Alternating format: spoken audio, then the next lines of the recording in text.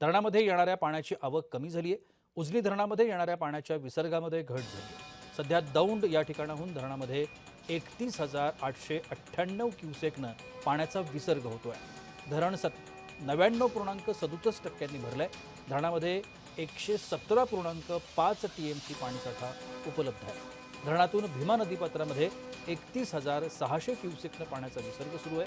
त्यामुळे पंढरपुरातील चंद्रभागा नदीच्या पुराचा संभाव्य धोका कमी झाला।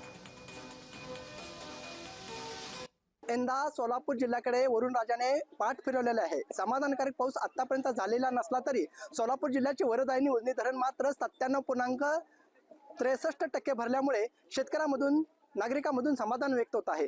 दौंड येथून उजनी धरणात निरंतर पाण्याचा विसर्ग सुरू आहे। सध्या दौंड येथून उजनी धरणात 31,898 क्युसेक्सने पाण्याचा विसर्ग सुरू आहे।